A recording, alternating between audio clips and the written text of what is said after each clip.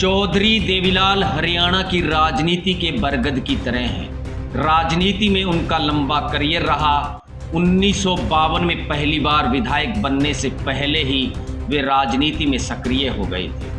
अपने करीब 50 बरस के राजनीतिक सफर में साल 1990 में चौधरी देवीलाल के जीवन में एक ऐसा दौर भी आया जब वे किसी तरह का फैसला करने में असहज महसूस कर रहे थे।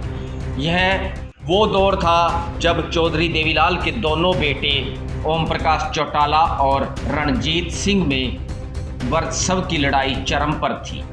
खैर, चौधरी देवीलाल को अपने बड़े बेटे ओम प्रकाश चौटाला के दबाव के आगे झुकना पड़ा और उन्हें चीफ मिनिस्टर की कुर्सी पर बिठा दिया। छोटे बेटे चौधरी रणजीत सिंह को राज्यसभा में भेज दिया। खुद चौधरी देवीलाल उस समय उप प्रधानमंत्री थे।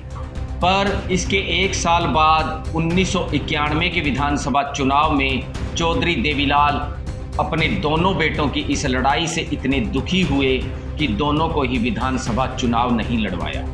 दरअसल साल 1987 में चौधरी देवीलाल दूसरी बार हरियाणा के मुख्यमंत्री बने। उन्होंने अपनी कैबिनेट में अपने छोटे बेटे चौधरी रणजीत सिंह को कृषि मंत्री बना दिया। चौधरी रणजीत सिंह 1987 में पहली बार रोड़ी से चुनाव जीतकर विधायक चुने गए थे। हालांकि इससे पहले चौधरी देवीलाल के बड़े बेटे ओम प्रकाश चौटाला 1970 में इलाहाबाद से उपचुनाव जीतकर राजनीति में सक्रिय हो गए थे। पर चौधरी देवीलाल ने उसके बाद कभी भी अपने किसी बेटे को 1987 से पहले हुए किसी भी चुनाव में टिकट नहीं दिया। खैर, 1987 से लेकर 1989 तक सब कुछ ठीक चल रहा था। इसके बाद परिस्थितियां बदली और समय ने भी करवट ले ली। 1989 में देश में लोकसभा के चुनाव हुए। यह वो दौर था जब कांग्रेस के खिलाफ तीसरा मोर्चा पूरी तरह से एकजुट था। वीपी सिंह, चौधरी देवीलाल, चंद्रशेखर जैसे बड़े नेता सक्रिय थे।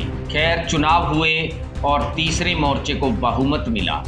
वीपी सिंह प्रधानमंत्री बने और चौधरी देवीलाल उप प्रधानमंत्री बन गए। यहीं से शुरू हुआ चौधरी देवीलाल के बेटों चौधरी ओम प्रकाश चौटाला और चौधरी रणजीत सिंह में चौधर को लेकर जंग का सिलसिला।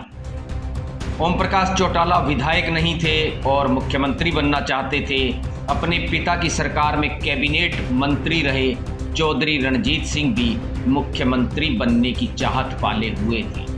इस पूरी कशमकश के बीच आखिरकार चौधरी देवीलाल ने अपने बड़े बेटे ओम प्रकाश चौटाला को अपना सियासी वारिस बनाया और 1989 के अंत में उन्हें मुख्यमंत्री की कुर्सी पर बिठा दिया।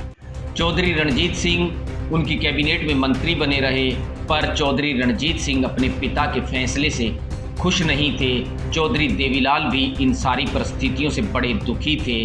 खैर, 1990 में ही विधायक बनने के लिए चौटाला ने मुहिम उपचुनाव से ताल ठोक दी। इसके ठीक एक साल बाद 1991 में विधानसभा के चुनाव हुए। चौधरी देवीलाल के दोनों बेटों चौधरी रणजीत सिंह और चौधरी ओम प्रकाश चौटाला में सियासी जंग इस कदर बढ़ गई थी कि चौधरी देवीलाल ने दोनों को ही विधानसभा का टिकट नहीं दिया। Bureau report.